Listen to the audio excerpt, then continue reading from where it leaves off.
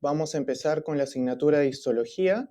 Soy el doctor Bellodas y la teoría de hoy corresponde al tejido óseo. Entonces vamos a empezar.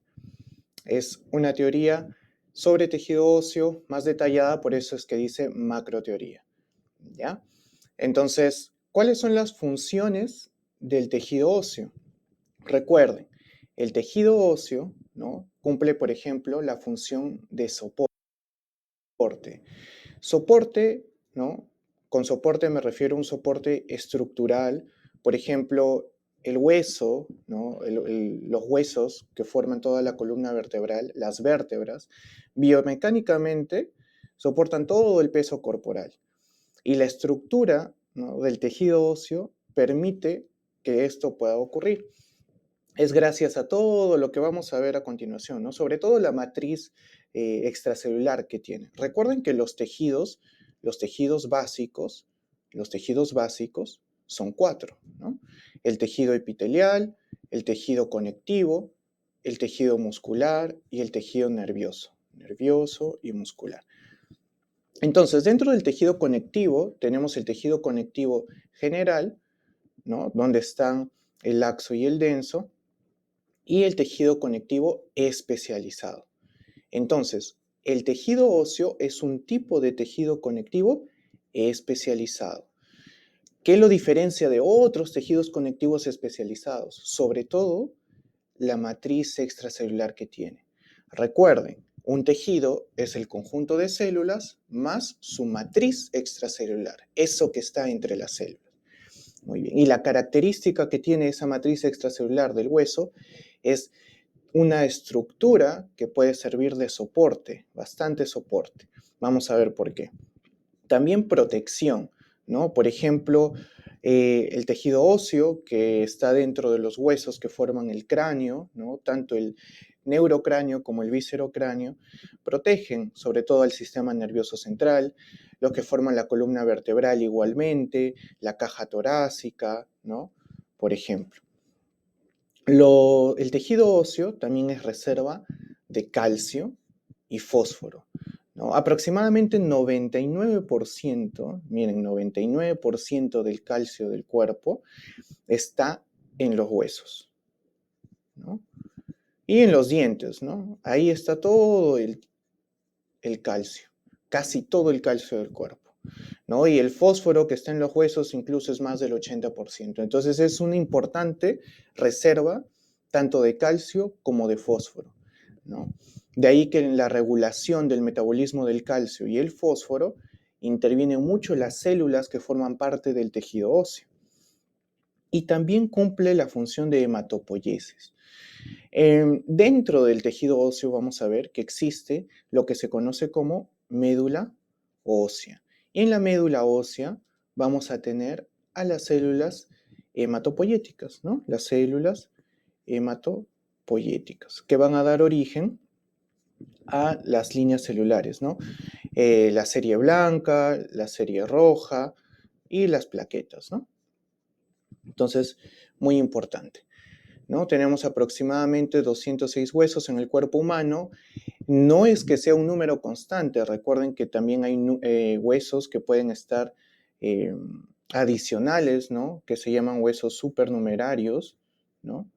Supernumerarios, ahora vamos a borrar esto de acá, y que pueden estar presentes, ¿no? Por ejemplo, se encuentran bastante en la región de la mano o en la región del pie, ¿no? A veces se encuentran estos huesos supernumerarios, ¿ya? Muy bien. Entonces, esas son las funciones principales que va a cumplir este tejido óseo. Y estamos centrándonos sobre todo en los huesos porque la principal ubicación del tejido óseo precisamente es en los huesos. Muy bien. Entonces, hablando de los huesos propiamente, nos preguntamos, ¿cuáles son los tipos de huesos que existen en el cuerpo? Los tipos de huesos que existen son principalmente, por ejemplo, largos, cortos, planos. ¿En qué se basa esa clasificación? Vamos a imaginar un hueso como si fuera una estructura geométrica, ¿no? Por ejemplo, un cubo, ¿no? Recuerden que esta figura geométrica va a tener ¿no? Un alto, va a tener un largo y va a tener un ancho, ¿no? Entonces un ancho. Normalmente, cuando el largo de un hueso supera a las otras dos dimensiones, eso se llama, o sea, cuando el largo predomina, como su nombre lo dice, ese es un hueso largo. Un ejemplo, ¿no? En esta imagen tenemos a la tibia, ¿no? La tibia, un hueso largo. Ahora, un hueso largo se caracteriza porque tiene dos extremos que se conocen como, con E de extremo, epífisis. Epífisis, ¿ya? Dos extremos que se llaman epífisis. Y en medio tenemos lo que se conoce como diáfisis. Esa es característicamente la disposición de un hueso largo. Ahora, entre epífisis y diáfisis, acá, esta región se conoce como metáfisis, que en los niños, ¿no? Es donde se encuentra principalmente el cartílago de crecimiento, ¿no? Que es un molde de cartílago que va a servir para que el hueso se siga desarrollando y creciendo. Ya lo vamos a ver en unos momentos con mayor detalle, pero ese cartílago sigue creciendo hasta que finalmente el hueso alcanza el tamaño de la edad adulta y esos cartílagos de crecimiento se cierran. Es ahí cuando se detiene el crecimiento de los huesos largos, ¿no? Y por eso digo, en los niños sobre todo eso está ocupado por cartílago, pero ya se transforma en tejido óseo en una persona adulta. Esas son las partes de un hueso largo. Ahora, los huesos cortos son los que tienen sus tres dimensiones muy parecidas, tanto el alto, el largo y el ancho, ¿no? Entonces, tanto el ancho, el alto y el largo son muy parecidos. ¿Dónde podemos encontrar huesos cortos? Por ejemplo, en este esquema vemos los huesos del carpo, ¿no? Los huesos del carpo, ¿no? Como el escafoides, semilunar, piramidal, pisiforme. Tenemos el trapecio, trapezoide, el grande y el ganchoso, ¿no? Esos son huesos que pertenecen al carpo y son considerados huesos cortos. Otros huesos que son considerados huesos cortos, por ejemplo, tenemos en los pies que pertenecen a la región del tarso, ¿ya? El tarso en los pies y el carpo en las manos, ¿no? Siendo más específico, la región del carpo es lo que conocemos como la muñeca, ¿no? La muñeca. Muy bien. Esos son los huesos cortos. ¿Qué más? Tenemos los huesos planos. En los huesos planos, el ancho es muy, muy pequeño. Entonces los huesos tienen buen largo, buen alto, pero el grosor es muy delgado. Entonces es como si el hueso fuera una tabla, ¿no? Por eso los llaman huesos planos. ¿Dónde los podemos encontrar? Por ejemplo, los huesos que forman la calota, ¿no? La bóveda craneana, ¿no? Acá, por ejemplo, el hueso frontal, los huesos parietales. Característicamente, los huesos planos podríamos decir que forman como un sándwich, por así decirlo, ¿no? Vamos a llamarlo así, porque tiene dos capas, que vendría a ser como el pan que está en los extremos, dos capas de hueso, tejido óseo, muy, muy compacto. Por eso es que ese tejido óseo se llama tejido óseo compacto. Y dentro de esos dos panes, entre comillas, ¿no? Que son las dos capas que revisten los huesos planos, dentro está una capa que es más porosa, que tiene muchos orificios, y esa capa, precisamente por ser porosa, se conoce como hueso esponjoso. Son los dos tipos de tejido óseo en realidad, el hueso compacto y el hueso esponjoso, que en los huesos planos tiene esa disposición, ¿no?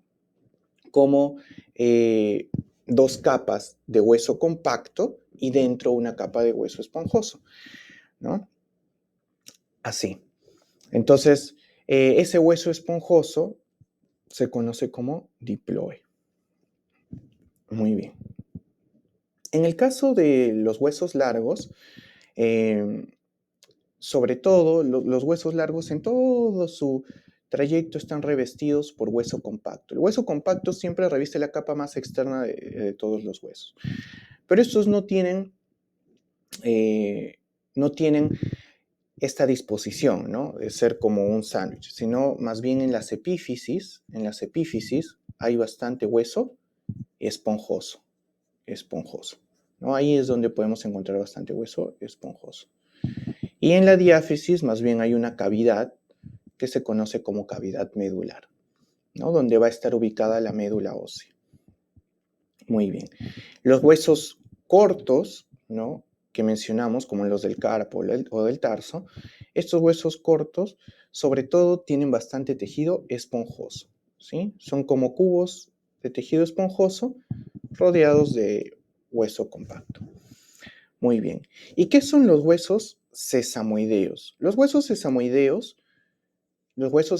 son huesos que se ubican, que no se articulan directamente con otro hueso, sino que están dentro de un tendón. Tenemos dos principales huesos sesamoideos en el cuerpo humano. Uno de ellos es el que vemos acá, que es la rótula o patela, ¿no? Que lo vemos en la cara anterior de la rodilla. Entonces, la rótula o patela, ¿dentro de qué tendón se encuentra? Se encuentra dentro del tendón del cuádriceps femoral, ¿no? Cuádriceps femoral. Muy bien. Otro hueso sesamoideo es precisamente uno que pertenece al carpo. O sea, además de ser un hueso corto por las dimensiones que tiene, es un hueso sesamoideo porque está suspendido en un tendón y ese es el hueso pisiforme. El hueso pisiforme está dentro del tendón de un músculo del antebrazo, que es el flexor ulnar o cubital, es lo mismo, del carpo. Muy bien. Y los huesos irregulares son huesos que tienen una forma distinta, donde no podemos hablar de largo, ancho, alto, porque tienen formas muy variables. Y esas, por ejemplo, son las vértebras, ¿no? Las vértebras. Muy bien. Son huesos que son muy irregulares, ¿no? Incluso en cada región varían las estructuras que tienen. Las vértebras cervicales son distintas a las vértebras torácicas, son distintas a las lumbares, las sacras, el coxis, etc. Entonces, esos son los principales tipos de huesos. Muy bien. ¿Cuál es la composición del tejido óseo? La composición del tejido óseo, dijimos, ¿no? Principalmente todos los tejidos tienen células óseas y matriz ósea, ¿no? Bueno, matriz extracelular, que en el caso de los huesos es matriz ósea. Muy bien. Dependiendo de cómo está distribuida ese tejido óseo, se conocen dos tipos de tejido óseo. El tejido óseo que vemos acá, esponjoso, que tiene mucha porosidad, porque dentro de esa porosidad vamos a encontrar a la médula ósea roja, médula ósea roja. ¿Dónde están las células? Hematopoyéticas. Muy bien. La unidad estructural del tejido óseo esponjoso va a estar dada por estas disposiciones que se conocen como trabéculas. Trabéculas, ¿sí? Trabéculas, muy bien. En el caso del tejido, el otro tipo de tejido óseo es el tejido óseo compacto. Compacto, muy bien. Que es mucho más resistente, no tiene esa porosidad, más bien permite sobre todo dar soporte, es una estructura más compacta, como lo dice su nombre, y eso se debe a la disposición que tienen las células y la matriz extracelular, ¿no? Como de una manera concéntrica, ¿no? Concéntrica y compacta. Las unidades estructurales del tejido óseo compacto se conocen como sistemas, pregunta de examen, se conocen como sistema o sistemas de Haber, ¿sí? Otro nombre con el que les pueden preguntar, ¿con qué otro nombre se conocen los sistemas de Haber? Como el nombre de ostionas. Entonces ya saben, la unidad estructural del tejido óseo compacto son las ostionas o sistemas de Haber. Y la unidad estructural del tejido óseo esponjoso son las trabéculas. Muy bien. También vamos a ver que existen membranas óseas, como son el periósteo y el endostio, que ahora lo vamos a comentar, y los tipos de médula ósea, ¿no? Muy bien. Entonces, ¿cuáles son las principales células que componen el tejido óseo? Tenemos 4 principales células. Las células osteoprogenitoras, que vendrían a ser esta de acá, vamos a ponerle un número 1, la célula osteoprogenitora. Las células osteoprogenitoras son células que derivan del mesénquima, ¿no? Que es el tejido embrionario que va a formar a gran parte de todo el tejido conectivo general y especializado. Ahora, las células osteoprogenitoras, ¿por qué son importantes? Porque van a dar origen a otra célula, que es una célula fundamental en el tejido óseo. Y esa célula es la número 2, la que se conoce como osteoblasto. Los osteoblastos son los encargados de formar la matriz ósea. La matriz ósea. Son muy importantes.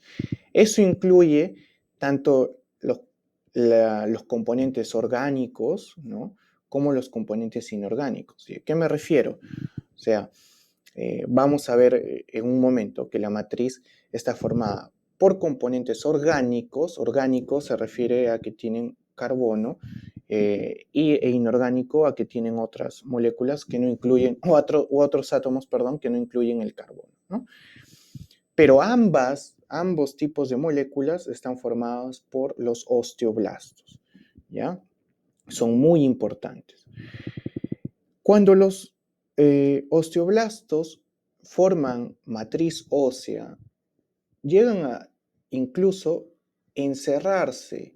Es como si estuvieran construyendo alrededor de sí mismos y se quedan en una habitación que se conoce como lagunas óseas. Cuando un osteoblasto se queda en una laguna ósea y cambia la estructura de su célula, formando estas prolongaciones que parecen espículas, ¿no? Esta célula pasa a llamarse osteocito. Los osteocitos son células más maduras del tejido óseo que están dentro de las lagunas óseas. Y los osteocitos, ¿para qué tienen estas prolongaciones? Estas prolongaciones se juntan con las prolongaciones de otros osteocitos, ¿no? A través de canales óseos, conductillos óseos, que van a facilitar que entre unión y unión se produzcan unos tipos de uniones intercelulares que se conocen como gap junctions o uniones comunicantes, ¿no? O uniones tipo gap. Uniones tipo gap. Muy bien. Esos son los osteocitos. Y finalmente, los osteoclastos. Pregunta de examen. ¿Cuál es la función principal de los osteoclastos? La resorción ósea, también llamada reabsorción ósea, porque al final es la destrucción de hueso. Sí, los osteoclastos destruyen hueso. ¿Y para qué será importante destruir hueso? Porque la homeostasis, el equilibrio normal del hueso es que se destruya y se forme, se destruya y se forme, se destruya y se forme constantemente para mantenerlo saludable, ¿no? Y es en un perfecto equilibrio, porque si hay mucha formación de hueso, eso causa enfermedad. Si hay mucha destrucción de hueso, eso causa enfermedad, como por ejemplo en la osteoporosis. Entonces, tiene que haber un equilibrio, ¿no? Un equilibrio en la formación y destrucción de hueso. ¿Quiénes son los encargados de mantener ese equilibrio? Hablando de estas células, principalmente los osteoblastos y los osteoclastos. ¿Y cómo así? ¿No? ¿Cómo así?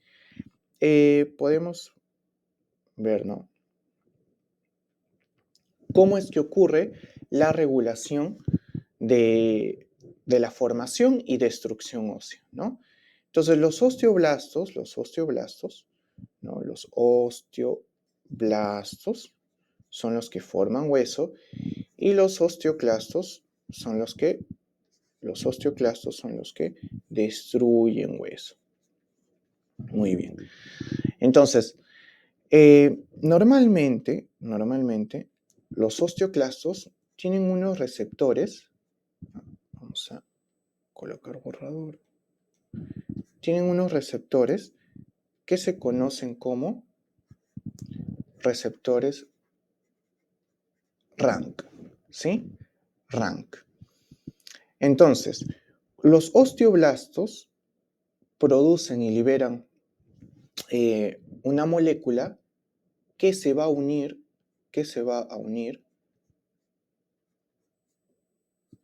con ese RANK y se conoce como RANK ligando. El RANK ligando, al unirse con el RANK, estimula la resorción ósea. Ahora se preguntarán, ¿qué otra importancia puede tener la resorción ósea? ¿Para qué destruiría hueso? Ya entiendes, mantenerlo saludable, pero ¿qué gano además de destruir al destruirlo?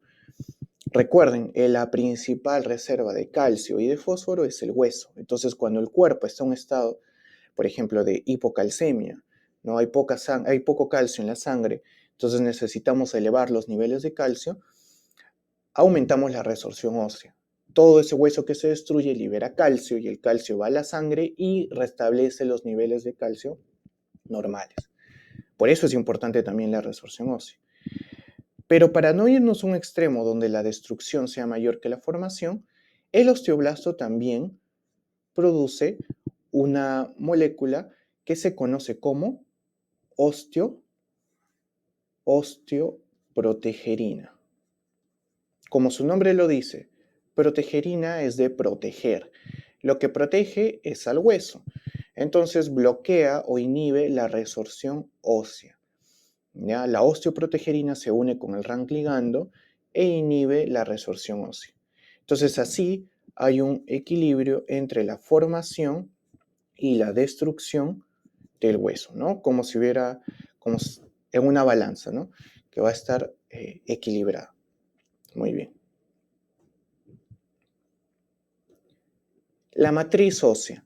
Dijimos, la matriz ósea tiene componente orgánico, es decir, relacionado con el carbono, e inorgánico, que no tiene carbono, ¿no?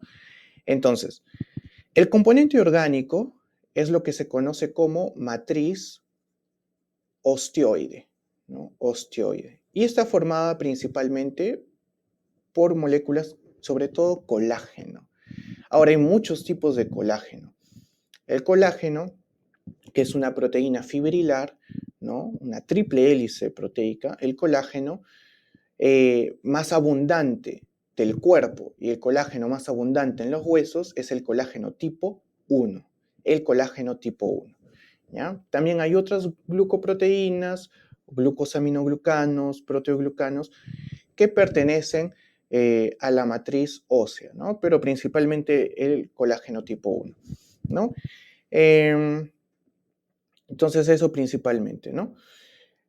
La matriz inorgánica está formada principalmente por, pregunta de examen, los cristales de hidroxiapatita. Y esos cristales de hidroxiapatita son lo que le brinda esa resistencia y rigidez al hueso, ¿no? Pregunta de examen, ¿cuál es el componente de la matriz que brinda esa rigidez al hueso? Es la hidroxiapatita, ¿no? La hidroxiapatita, como su nombre lo dice, hidroxi, ¿no? Es cuando agregan hidroxilo, ¿no? al fosfato de calcio, ¿no? O sea, la fórmula más o menos sería como el fósforo así, y un OH2.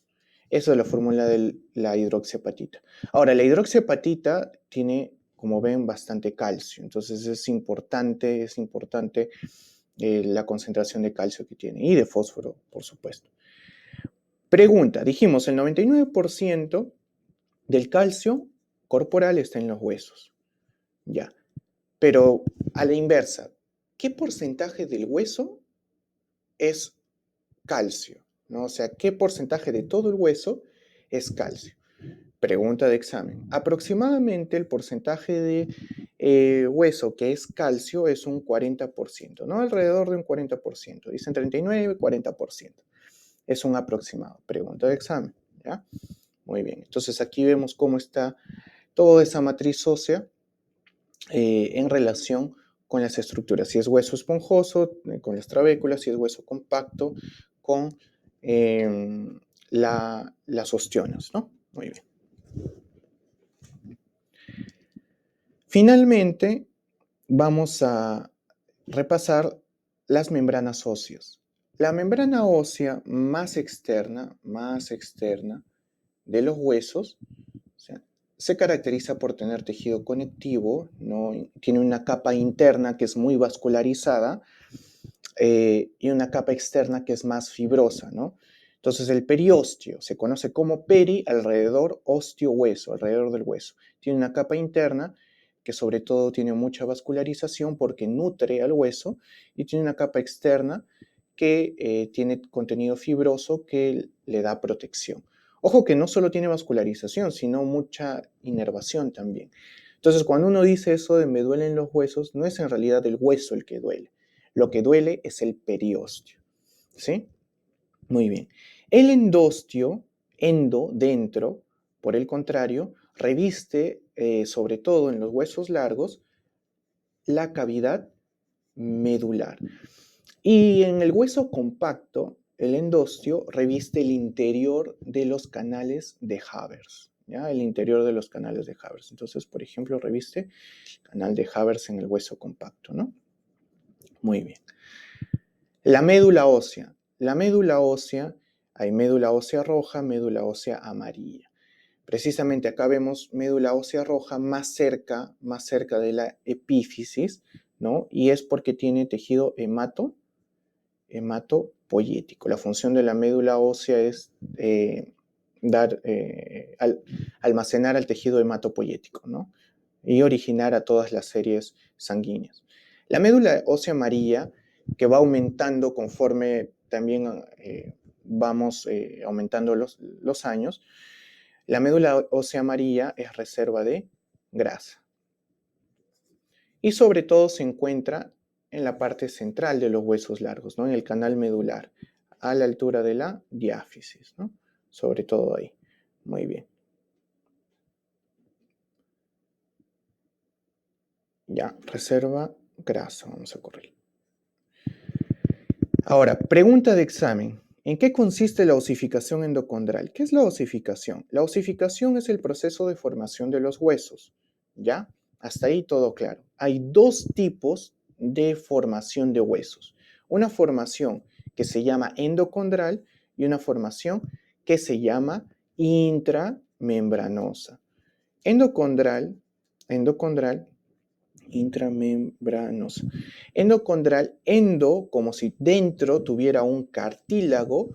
Precisamente, ¿qué requiere la osificación endocondral? Antes de formarse el hueso, se forma primero un molde de cartílago. No es cualquier cartílago, es cartílago hialino.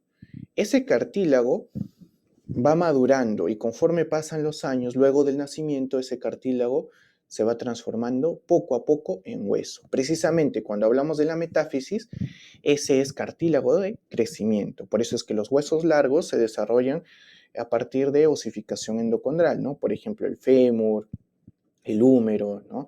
Siguen este tipo de osificación. ¿Por qué? Porque imagínense si el hueso se formara directamente cuando uno está recién nacido. Con tantas o cuando uno es niño, ¿no? Con tantas caídas, tantos golpes, habría más prevalencia de fracturas, ¿no? Pero Para que esto no suceda, el cuerpo tan sabio lo que hace es primero formar un molde de cartílago que es más resistente a los traumas, y ya cuando uno tiene una edad más avanzada, ese hueso termina de formarse. En cambio, la osificación intramembranosa se caracteriza porque directamente forma hueso, sin molde de cartílago. Ahí, este tipo de osificación lo siguen huesos que necesitamos que estén lo más pronto posible, incluso desde el nacimiento. Entonces, por ejemplo, ¿qué necesitamos proteger lo más pronto posible? El sistema nervioso central. Por eso es que un ejemplo de este tipo de osificación lo forman los huesos del cráneo, ¿no? Sobre todo de la calota, ¿no? Muy bien, los huesos del cráneo. Entonces, una osificación endocondral es más indirecta porque primero necesita un molde de cartílago y la intramembranosa es directa. Directamente se forma el hueso. Muy bien. Entonces, eso sería todo respecto a histología del tejido óseo. Gracias.